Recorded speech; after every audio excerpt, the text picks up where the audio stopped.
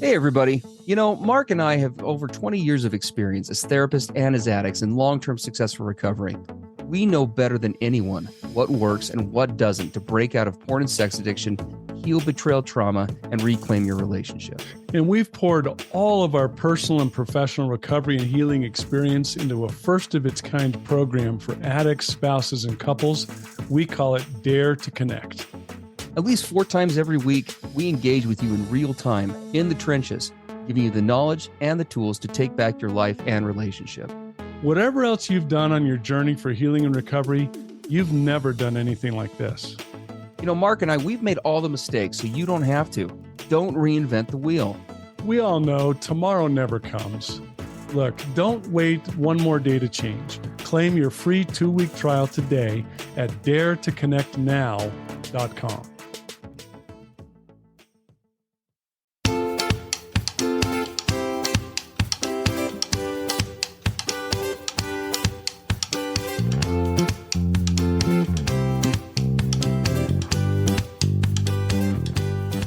Hey, everybody. I'm Steve Moore. And I'm Mark Castleman. We know the pain and heartbreak of porn and sex addiction. And we know the triumph of breaking completely free. Every day, we help our clients find hope and healing. Join us in the fight to take back your life, your marriage, and be stronger than ever. This is the PBSE Squared podcast.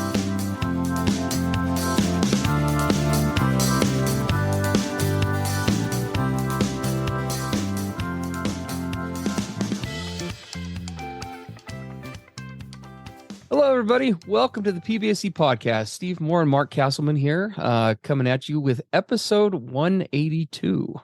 Gosh, if you can believe it, 182. We got a really great question today, and it was a great question from a couple of angles. Honestly, I really loved the succinct brevity and rawness of it. I told Mark that before we were starting. It was just so authentically blunt. It was awesome. It's just so cool. We're going to read the whole thing to you because it's like 2 lines.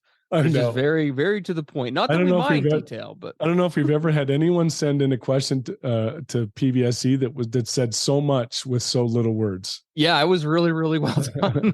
So I'll just read this here real quick. She's very to the point. This is a partner writing in. She says, "Can you address this question on your podcast?" And then she goes on to say, "I want my partner to suffer the same hurt as he inflicted on me. I actually want him to feel terrible. Why do I feel this way? How can I stop feeling this way?" That's it. That's it. It was really well done. Yeah. Really well done. And it was interesting, like Mark said, because there is so much said with so little. We could, with the way that this was put, you could just feel the energy with it, right? Yeah. And just really connect with this spouse. There's just a real sense of, I'm kind of at my wit's end. This is just driving me nuts. I don't want to feel this way, but I do. And it is what it is. How do we change it? So, we're going to just jump right into this one, I guess. Right. Yeah. I think let's just come right at it. I think the very first place to start is, first of all, to validate what she says, to legitimize it. She's not crazy. She's not dark or twisted or, Adeline or any of those things. It's very authentic and vulnerable to say, I'm so hurt and so wounded and so devastated that I want him to feel this as well. Yeah. I mean, that's totally legitimate. And so now we get into the realm of, what does betrayal trauma look like and feel like for the partner of an addict? Yeah. Yeah. I mean, and I think that is a good thing to jump in. We just hope that all you spouses who can connect with this listening, I know Mark and I in our clinics, we oftentimes see sentiments like this, and they're usually really accompanied just with a lot of shame. Yes. I love my partner, or I want to love my partner, or I'm struggling to love my partner, and a good wife loves their partner. And right, all of those kinds of messages come up. But like Mark is saying, and as we go through this, that's what we want you ladies to be able to take away from this is that, like Mark said, that this is normal, and we're going to go through the reasons why. What's going on in your head? Okay, we're going to help you to understand you're not a homicidal maniac who just is. It's weird to be in this place. And like Mark was alluding to, right? Betrayal trauma. Gosh, what a complicated topic just in general. We talk about it obviously on here all the time, but it is hard to quantify a little bit. But if we were to if we were to look at what it looks like, right, and go through some of the symptoms just briefly, probably one of the with our clients would be what we'd call emotional variability. Yes. And Yep. And the emotional variability. And you know what? I mean, that kind of emotional variability kind of says, my mood goes up, it goes down. I never know where I'm going to be from 1 minute to the next. It's this roller coaster ride. But it even gets worse than that. I mean, you and I work with partners in betrayal trauma who say, once disclosure came out and I finally realized, quote, who I was married to or in a relationship with, my whole personality changed. I don't know myself now. Like, who is this person that I've become? Right? Angry and depressed and no energy and resentful and right. Who am I? How did I change like this? Am I crazy? Am I nuts? Like, what is going on here? Yeah. So emotional variability just it's like being broadsided. Like, what's happened to me? Well, and that can become even more complicated, and we don't know if this is the case or not here, but when an addict partner is in active addiction and the accompanying thinking errors that go along with that, the gaslighting, the minimizing, the denial, right? Those kinds of things, it just doubles down on this whole emotional roller coaster, because now we truly don't even know what up is down and down is up, right? When it comes to our partners and what's going on. And I don't know me and I don't know him. And is everything we've had together up to this point been a lie and a facade and an act? I don't know if we've ever had anything authentic. I've heard it described as it's kind of like looking at my relationship through a kaleidoscope, right? It's like I'm seeing it, but it's in this fractured, distorted, warping way. And so it can be really unsettling. I mean, we say, we use the phrase sometimes, it's not uncommon for a spouse, for example, to want to have sex with their partner in the morning. They're connected. They feel hope, right, in the relationship. They feel a closeness or a desire to be closeness, and want to, quote unquote, Lorena Bobbitt, their partner in the evening, right? And that really, I mean, we say that with obviously some tongue in cheek, but only so much, because spouses really do feel that way, and sometimes that varies even from hour to hour. And oftentimes what's going on there, and we talk about this on Dare to Connect. Actually, we just talked about this the other day on Dare to Connect.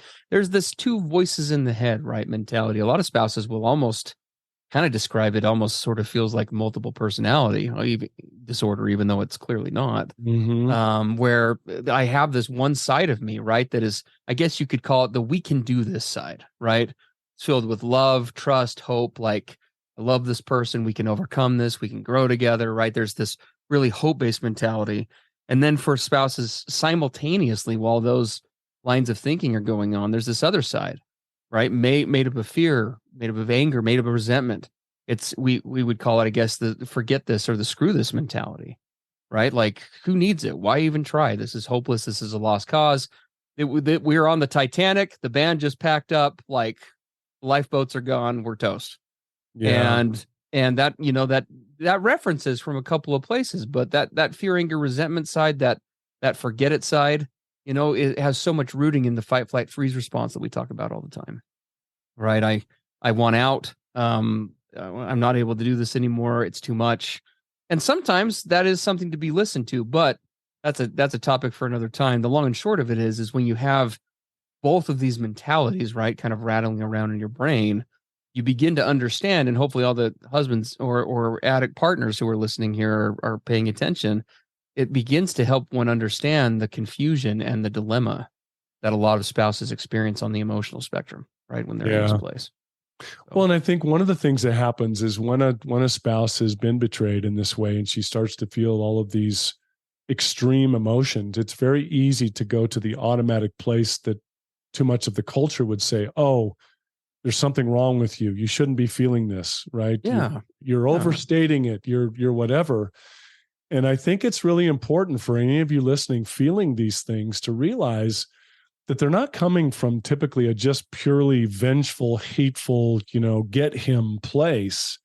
They're coming from a place that this relationship, this connection, this closeness, this trust and loyalty and the whole thing that you thought you had in this relationship, and now it's been just exploded, right? It's like this train wreck, and you're trying desperately to be connected, trying desperately to reestablish something, to find out where you are.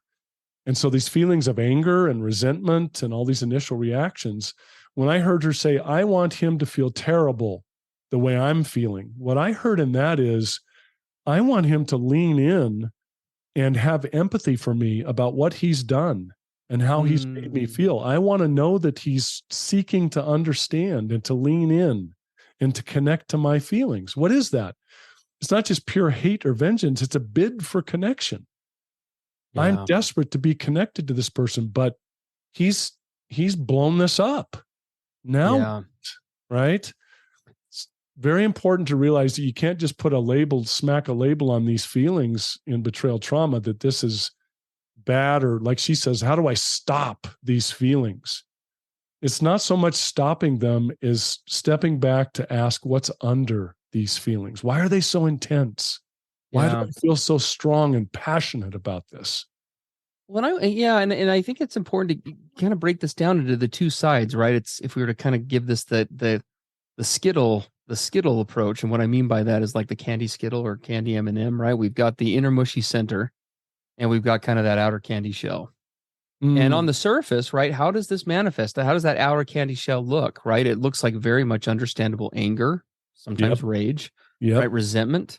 And even that, right, sometimes in therapeutic circles gets kind of demonized.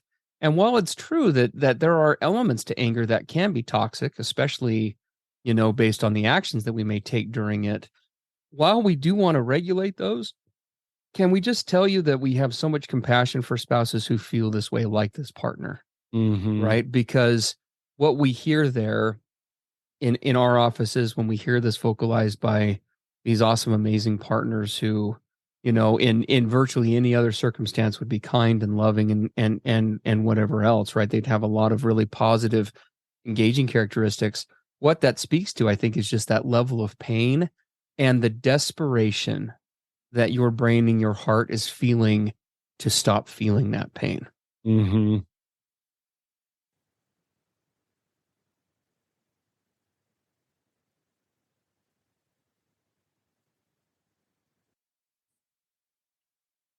So one of the things I wanted to say real quick, and by the way, you guys are going to notice Steve's audio is a little different. He had to switch to his different system because there was kind of a meltdown with his computer. Right now, I sound even cooler and more manly. At least that's how I'm going to say it. It's coming through the more. It sounds more techie, alienish. That's right.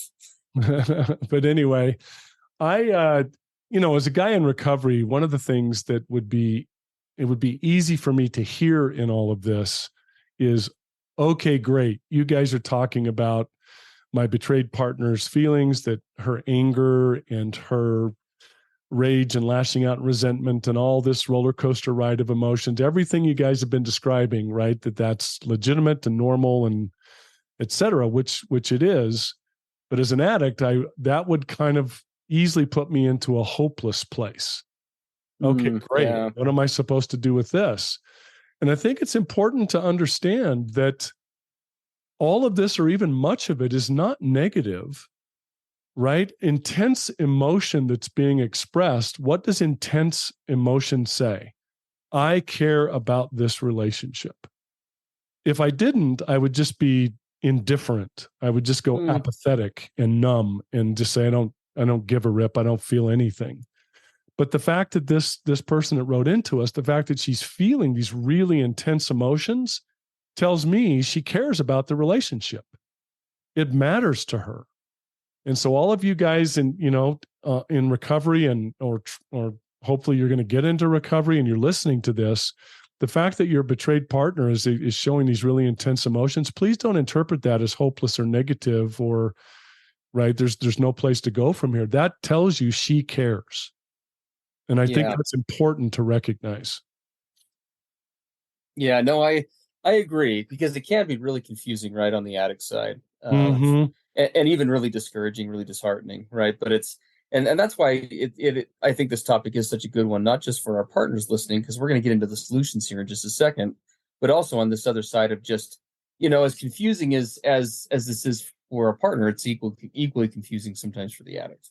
Definitely. Right. And so understanding this surface response versus what's going on underneath is really critical. And I love what we were talking about earlier before my computer melted down, right? These underneath desires, right? I want him to connect with my pain. I want him to feel, not necessarily in a vindictive way. I want him to be able to feel what I'm feeling so that he can understand where I'm coming from.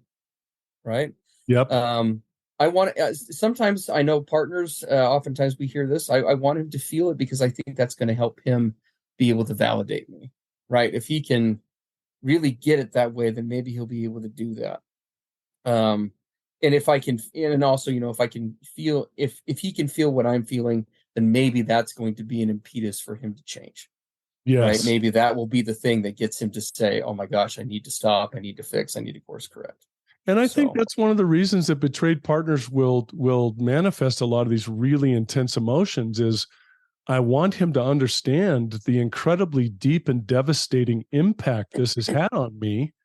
And if he can really understand how the devastation, maybe that will be an important part of him actually changing. Right? Yes. It's very much a legitimate part of those feelings that she's having. Mm-hmm. Absolutely. Nope. Completely agree with that.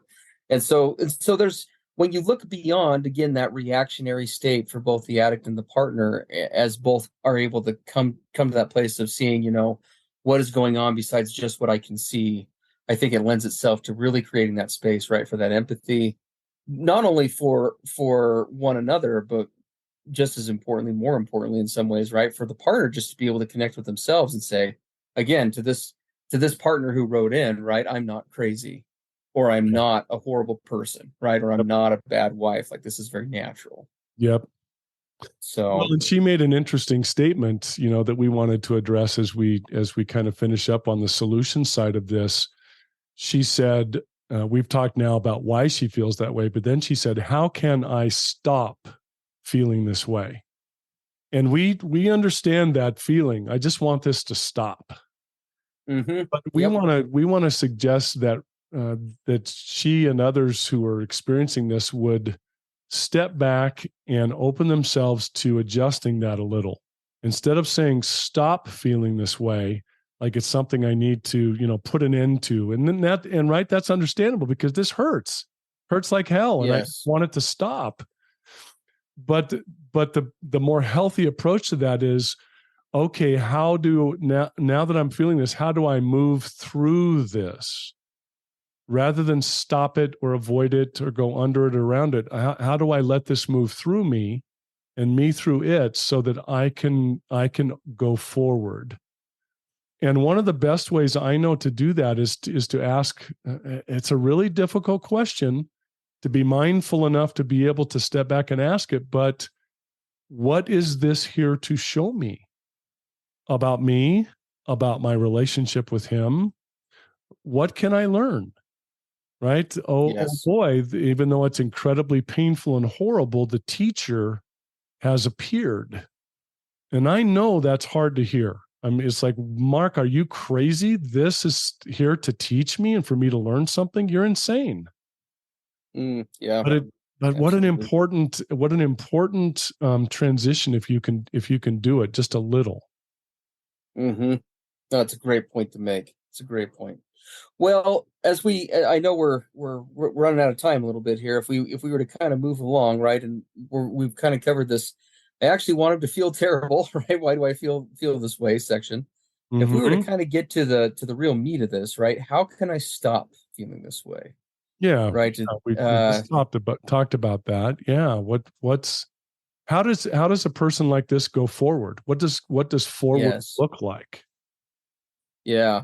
Well, and this was interesting as we were doing production before we got on the air, because there are a couple of thoughts to expand on this, and I like the way Mark put it specifically, right? I mean, there's the initial notion, right, is this idea of we want to stop the feeling. It's unpleasant, it's uncomfortable, it's undesirable. But what we see time and again when we're doing emotional work is that when we try to stop feelings, I don't even know what the analogy would be. Oftentimes, the more you try to stop feeling something, you're kind of trying to hold back a dam of water with your two hands. There's feelings are just feelings, right? They are what they are. The goal is how do we manage them, right? How do we process through the issues and the conclusions that our brain has made behind them? Is our paradigm open to change? In what ways are we able to change the circumstances, right? And when we look at those areas of, in other words, working through the issues at hand, so that we can, get to that place of resolving these kinds of things, rather than placing so much effort on the front end of how do I just change my feelings. We change the thinking, right, and then we change the feelings that way. Yeah. And we've been the whole month of June, we've been spending time on this in Dare to Connect about helping our guys in recovery and the gals, in betrayal trauma healing, and the couples coming together. We've been talking about, how do we deal with these emotions and feelings that are so intense? And we've been focusing on, this concept of codependence, and the other end of that spectrum, which is toxic independence. And those are unhealthy ways that we deal with these kinds of intense situations that we're talking about today. But how do we start to sit with those feelings and identify what's under them? Right? There are deeper things going on under these symptoms. And yes, it's perfectly valid and legitimate to be angry and to want him to hurt like I'm hurting. And as we consider that, we say, okay, what is under all of this? What is the deeper side to this? How am I doing with my sense of worth and value, regardless of what he's doing or not doing? How am I with regard to boundaries? Am I good at setting healthy boundaries in this relationship? And with the matching outcomes, right? What are my expectations in all of this, going forward? This is where we start to get into the underneath work as we start to consider these things. Yeah, it's a great point. And and as we look at the neat side of it, right, and what we talked about earlier is kind of an allusion to where we need to go, right, in terms of stopping this. Clearly, in a situation like this, I would say that with any spouse that comes into our office where there's this level of disharmony, right, this level of dissatisfaction, there's definitely a clear need for either boundaries as a whole and expectations that need to be set, or we need to fix something with the boundaries that are already there or the way that they're implemented, right? Mm-hmm. There's very much, and that can happen in a lot of ways. That might include, for example, space, be it physical or emotional, from the partner while they're engaging in active, ongoing addiction behavior patterns, right?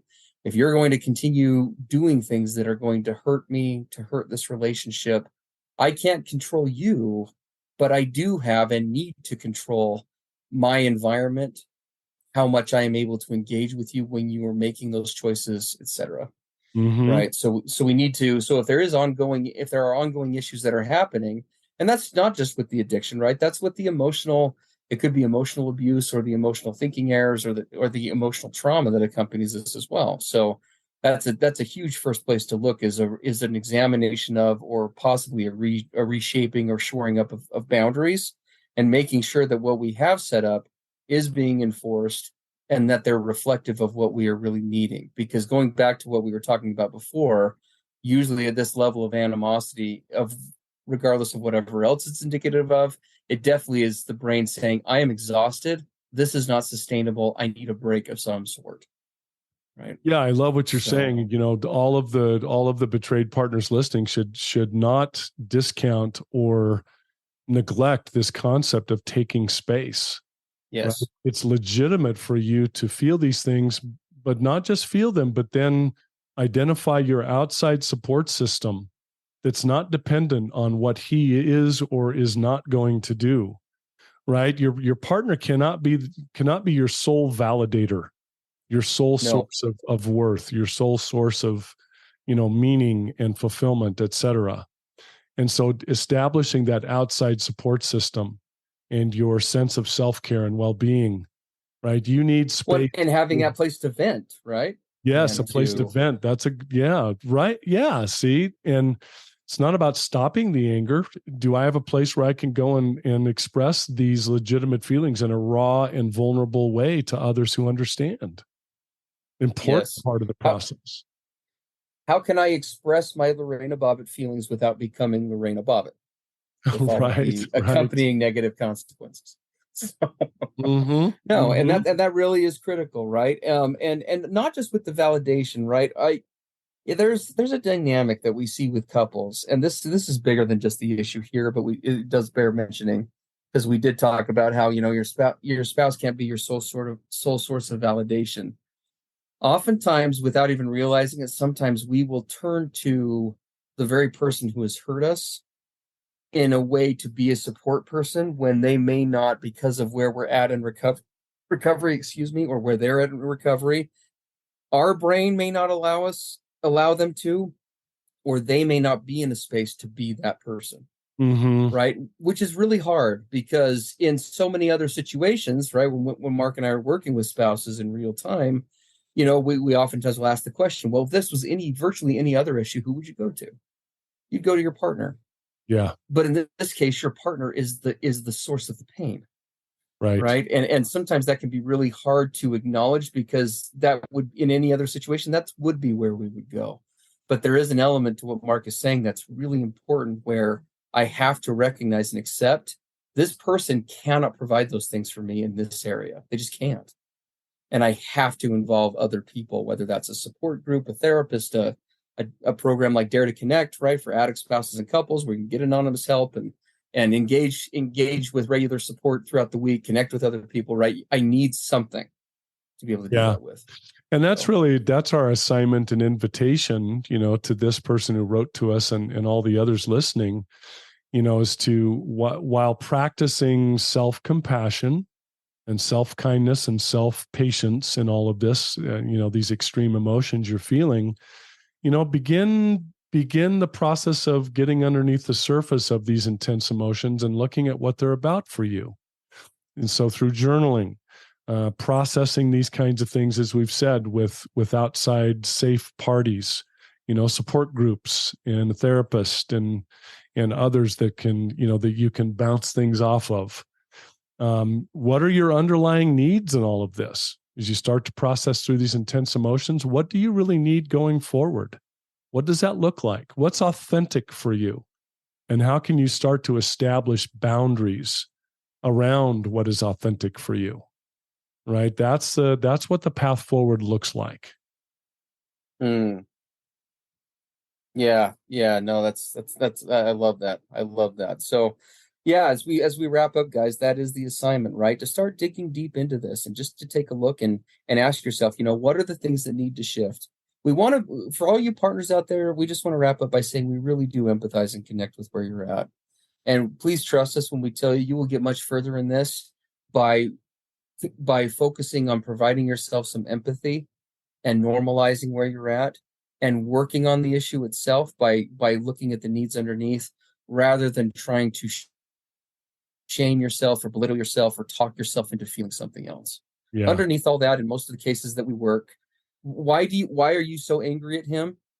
Well, in many cases, as a therapist, when I see couples really get into it in my office, believe it or not, that's actually encouraging on a certain level, because it tells me, why are these two people getting so escalated? Because they care. Exactly. Right. Where things get really scary in a therapist's office is when you have one partner, and it's not like a posturing way, where you can just tell the other one just says, oh, you're having an affair? Well, go have another one. I don't care. And there really is no, right? There's no care. There's no investment. There's no whatever. Yeah. So hopefully that can translate for all you partners out there, and for the addicts listening as well, that when those difficult feelings come up, whatever else that means, it means that there's still investment. And that's a good thing. I agree. Yeah, totally. Well, thanks everyone for being here, and I really appreciate this submission and hope it's been helpful. And we will look to be with all of you in our next episode. Yes, as always, guys, if you do have questions for the podcast, you're welcome to send those into us at the contact form at pbse.com. Or PBSEpodcast.com. Yes. Yeah. I have no idea where PBSE.com goes, so don't send it there. But then, as always, guys, we still have our 2-week free trial running on the Dare to Connect program. We keep growing by leaps and bounds. Wherever you're at in recovery, we can level you up to the next space with Dare to Connect with all the features it offers. Please come check us out at daretoconnectnow.com. We'd love to have you come join us, see what all the excitement's about, and we'd love to have you there. All right. Take care, everybody. See you next time. Have a great week. Everything expressed on the PBSE podcast are the opinions of the hosts and the participants and is for informational and educational purposes only. This podcast should not be considered mental health therapy or as a substitute thereof. It is strongly recommended that you seek out the clinical guidance of an individual qualified mental health professional. If you're experiencing thoughts of suicide, self-harm, or a desire to harm others, please dial 911 or go to your nearest emergency room.